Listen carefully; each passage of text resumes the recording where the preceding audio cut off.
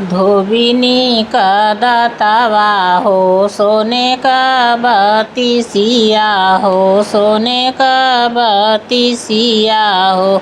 अरे राजा देखी के लो भाई रे ललनावा, अरे राजा ई देखी के लो भाई रे ललनावा। अरे कपड़ा धोवेला धोबिनी अवध के घाटमा, अरे अवध के घाटमा।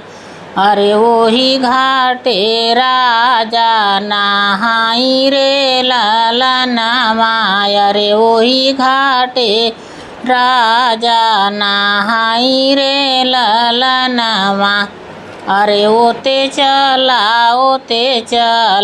राजा के पुतवा, अरे राजा के पुतवा। अरे पड़ी जइया रे हिया क छीट रे ललनावा, अरे पड़ी जइया रे हिया के छीट रे ललनावा।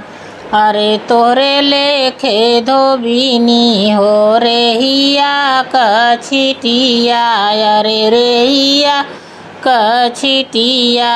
अरे मोरे लेखे अतर गुलाब रे ललनावा, अरे मोरे लेखे अतर गुलाब रे ललनावा। अरे जाऊँ मोरे राजा तनी लो भइल, अरे तनी लो भइल। अरे चला चली उसरे के तरे ललनावा, अरे चला चली उसरे के देसरे ललनावा।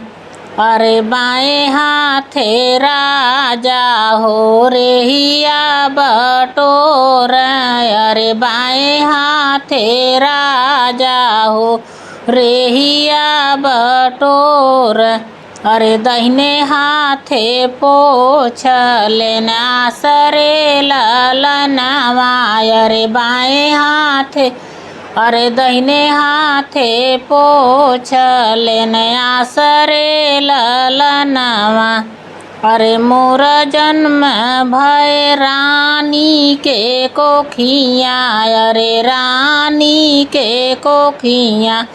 अरे करम धोबिनिया के साथ रे ललनावा, अरे करम धोबिनिया के साथ रे ललनावा।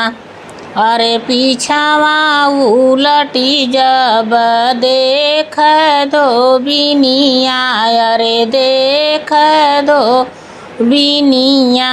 अरे राजा के ढूढ़ लाया सरे ललनावा, अरे हे राजा के ढूढ़ लाया सरे ललनावा।